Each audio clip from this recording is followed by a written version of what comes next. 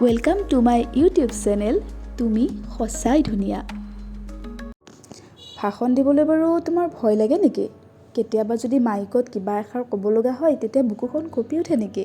তেন্তে আহাচোন আজি শিকো সহজতে ভাষণ দিব পৰা কিছুমান কৌশল।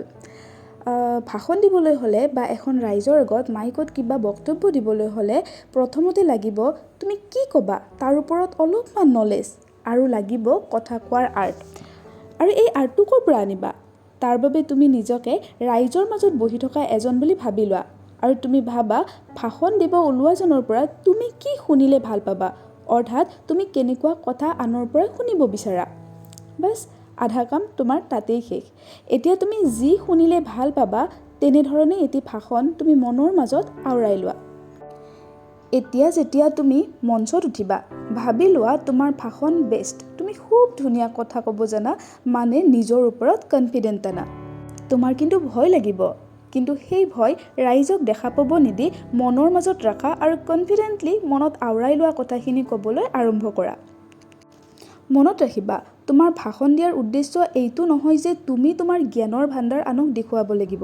তোমাৰ ভাষণৰ উদ্দেশ্য হ'ব লাগিব তোমাৰ কথাৰে ৰাইজৰ এটেনশ্যন ড্ৰ কৰা, তোমাৰ কথাৰ প্ৰতি ৰাইজক এট্ৰেক্ট কৰা। তাৰ বাবে তুমি ভাষণত তত্ত্বগধুৰ কথা ক'ব নালাগে, কিন্তু লাগিব কিছু হিউমাৰ। তুমি নিজে ভাবাচোন তুমি কি ভাষণ শুনি ভাল পোৱা, য'ত তুমি কিবা এটা শিকিব পাৰিবা লগতে হাঁহিৰ খোৰাক পাবা, নহয় জানো? বাছ তুমিও তোমাৰ ভাষণত নিজৰ হিউমাৰ ঢালি ৰাইজক মাজে মাজে হাঁহিৰ খোৰাক যোগোৱা। মনত ৰাখিবা কনফিডেণ্ট ইজ দি কি। তাৰ বাবে কৈছোৱে ভাষণ দি থাকোঁতে ভাবিবা তুমি তোমাৰ বেষ্ট পাৰফৰ্ম কৰি আছা। চোৱা চিৰিয়াছ বৰিং ভাষণ কোনো ভাল নাপায়, গতিকে মনত ৰাখিবা যে মাৰ্জিতভাৱে কিছু হিউমাৰ ঢালি দি তোমাৰ ভাষণটো দিয়াটো জৰুৰী হয় আৰু ইয়ে তোমাৰ ভাষণ এট্ৰেক্টিভ বনায়।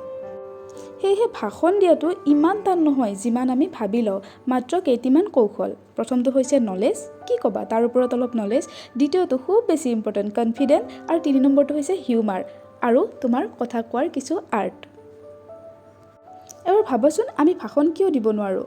কাৰণ আমি ভাবোঁ ৰাইজৰ মাজত বহি থকা সকলোৱে বহুত কিবা কিবি জানে কিন্তু মই একো নাজানো। কিন্তু বিশ্বাস কৰা তেনেকুৱা নহয়, কাৰোৱে সকলো বস্তুৰ প্ৰতি নলেজ লৈ বহি থকা নাই। তুমি যিমান জানা আনেও সিমান জানে অথবা তাতকৈ অলপ কমহে।